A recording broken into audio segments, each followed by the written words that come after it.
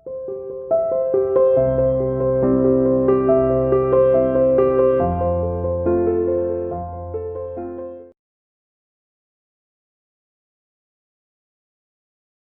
students, welcome to CR International School online classes. बेटा how are you? I hope you all are fine and safe at home. बेटा हम कक्षा 7वीं विषय हिंदी में आज पाठ 18 पढ़ेंगे जिसका नाम है भीम और हनुमान। इसमें जब भीम को अपनी बाजुओं पर घमंड हो जाता है कि मुझसे अधिक ताकतवर इस संसार में कोई नहीं है, तो हनुमान उनके रास्ते में वेश बदलकर लेट जाते हैं, एक बुजुर्ग का वेश बनाकर लेट जाते हैं और उनका घमंड तोड़ते हैं। तो इस कहानी में ये भीम और हनुमान का संवाद है। आप सभी अपनी बुक ओपन की। सुहावना मौसम था। द्रौपदी आश्रम के बाहर खड़ी थी। कहाँ खड़ी थी द्रौपदी? आश्रम के बाहर। इतने में एक सुंदर फूल हवा में उड़ता हुआ उसके पास आ गिरा। द्रौपदी ने उसे उठा लिया और भीमसेन के पास जाकर बोली, क्या तुम जाकर ऐसे ही कुछ और फूल ला सकोगी? यह कहती हुई द्रौपदी हाथ में फूल लिए युधिष्ठिर के पास दौड़ी गई। द्रौपदी की इच्छा पूरी करने के लिए भीमसेन उस फूल की तलाश में निकल पड़ा। चलते चलते वह पहाड़ की घाटी में जा पहुंचा, जहां केले के पेड़ों का एक विशाल बगीचा लगा हुआ था।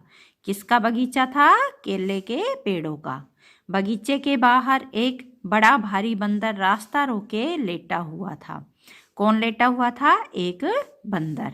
बंदर ने भीम की तरफ देखकर कहा, मैं कुछ अस्वस्थ हूँ, इसलिए लेटा हुआ हूँ। जरा आँख लगी थी तो तुमने आकर नींद खराब कर दी। मुझे क्यों जगाया तुमने? एक बंदर के इस प्रकार मनुष्य जैसा उपदेश देने पर भीमसेन को बड़ा क्रोध आया और बोला, जानते हो मैं कौन हूँ? मैं कुरु वंश का वीर कुंती का बेटा हूँ, मुझे रोको मत। ये किसने कहा? भीम ने। मेरे रास्ते से हट जाओ और मुझे आगे जाने दो। कौन से वंश के थे? कुरु वंश। और किसके पुत्र थे? कुंती के पुत्र। बंदर बोला, देखो भाई, मैं बूढ़ा हूँ, कठिनाई से उठ बैठ सकता हूँ। ठीक है, यदि तुम्हें आगे बढ़ना ही है तो मुझे लांघकर चले जाओ।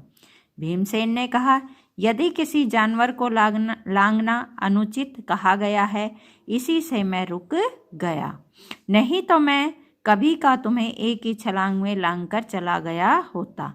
बंदर ने कहा, भाई मुझे जरा बताना कि वह हनुमान कौन था जो समुद्र को लांघ गया था?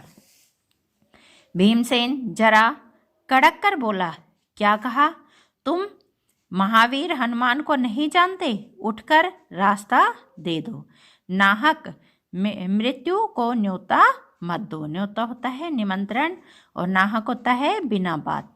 बंदर बड़े करुण स्वर में बोला, हे वीर, शांत हो जाओ, इतना क्रोध न करो।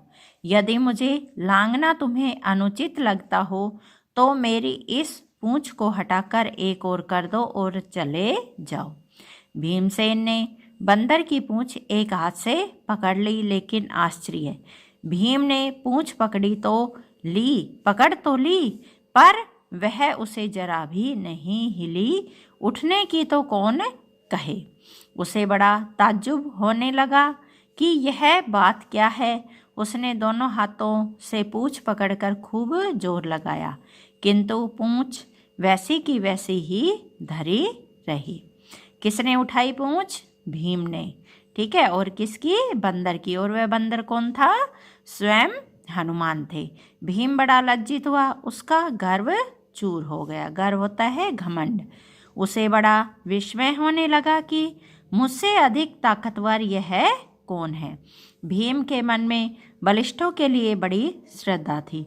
वह नम्र हो गया और बोला, मुझे क्षमा करें, आप कौन हैं? हनुमान ने कहा, हे पांडुवीर, हनुमान मैं ही हूँ। कौन थे वो बंदर? हनुमान।